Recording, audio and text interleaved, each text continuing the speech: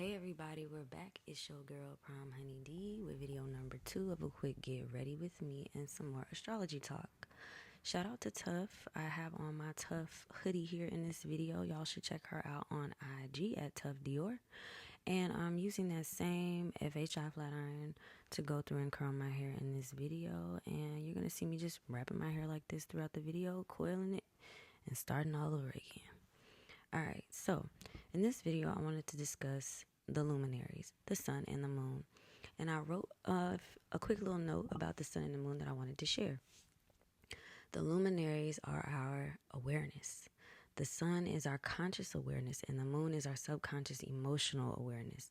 The moon being illuminated by the sun is the same relationship we have with our conscious and subconscious mind.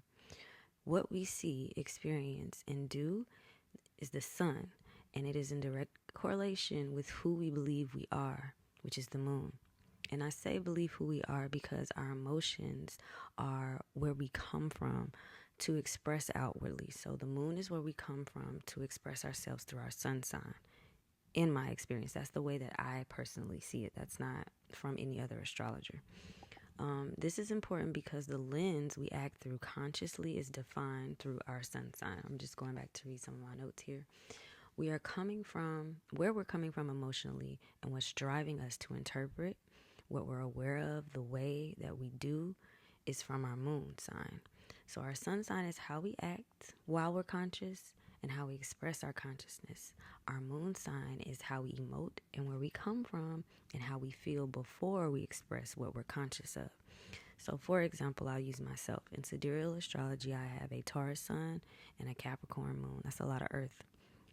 With a Capricorn moon, a lot of times it's assumed that with that placement that it's a lot more cold and that it lacks emotional depth, which I find to not be so true. When I think of Capricorn, I think of the archetype for the goatfish, and that fishtail can take you very deep emotionally in those emotional waters. I feel that with a Capricorn moon, because I take the time to process my emotions a little bit longer sometimes in a way that by the time I get it outward, I want it to be a little bit more practical, especially with an earth sign sun. What I say and how I express my environment around me can come off to be a bit matter of fact. It doesn't mean that I'm lacking emotionally in any way. It's that I tend to use the more watery side of my emotional nature for art. I don't really bring that into my relationships unless you're someone who's really close to me and I really feel like you need that side of me in our relationship. So you could be someone with an Aries sun and a Pisces moon, right? And because of that watery Pisces moon, you're coming from very deep emotional places within you. Your natural disposition is to be a very deep feeler and someone who is very sensitive to their environment and the people around them.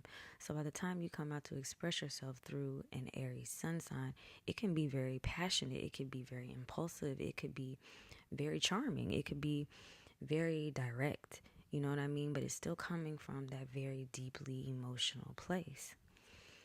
Another thing that I wanted to talk about with the sun and the moon is looking at the relationship between the conscious and the subconscious mind in the sense of how that relationship shapes our reality. I was going to say shape shifts. It can shape shift, but just how it shapes our reality, right? So as the moon being our natural disposition, working with your natural disposition and finding out where it is that your emotions may tend to lead you astray in terms of attracting what it is that you actually want can be very beneficial.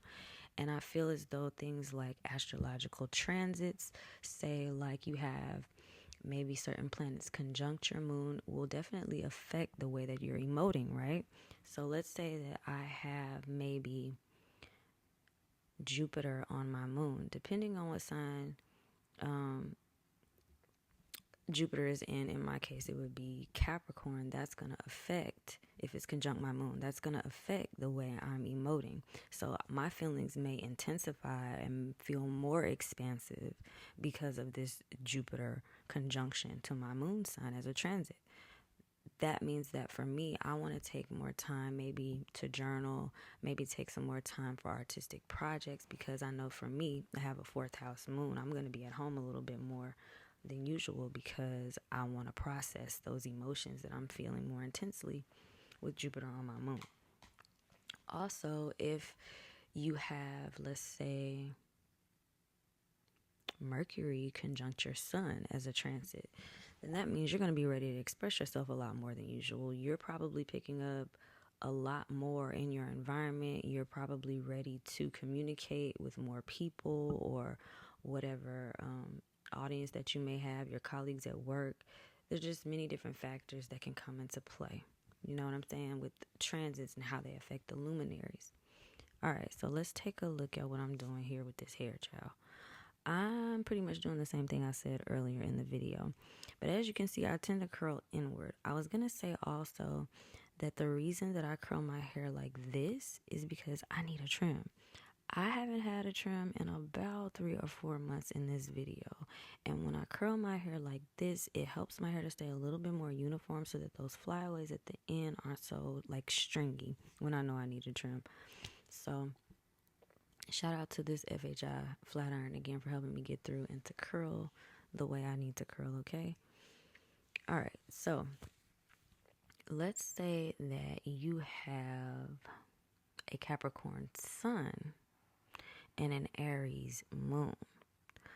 That kind of flips the script, right? And depending on what house it's in, is also going to tell you how you naturally respond. Because remember that the houses are the environment that your luminaries in this case are acting within and from. So let's just say you have a 4th house Aries moon. It's going to be totally different than a 4th house Capricorn moon. An Aries moon is bringing the nature of fire to a water house. So let's think about that for a second. Bringing fire to a water house is going to create some steam, right? So that means that you're someone who is naturally active and who is naturally mentally active, because in some aspects of astrology or some branches of astrology, the moon represents the mind in general and the sun represents the soul, but we'll get back to that.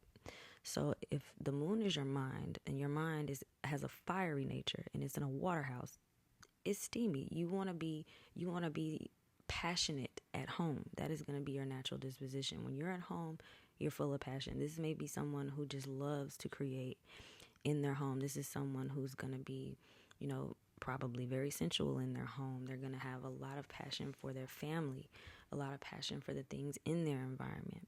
So these are just some things to consider. And if you're someone who has a Capricorn sun, then you're very ambitious, right? I know that's like the typical Capricorn thing to say. But Capricorns aren't just ambitious. Capricorns are very tactical. Capricorns are very strategic. Capricorns are very invested in their long-term goals. So they're going to come from a place of expressing what the overall goal is, what the big picture is, what they see and where they see themselves in the years to come, and how what they're doing now is going to affect their future generations. So they're going to be very matter of fact with a very passionate natural disposition. You see what I'm saying there? Is that lining up? Is that making sense? All right.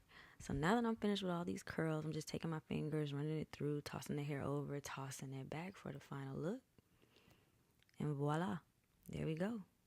Thank y'all for watching another Get Ready With Me Astrology Talk video. And, if y'all got any questions or comments, leave them below. I appreciate you. And until next time, peace.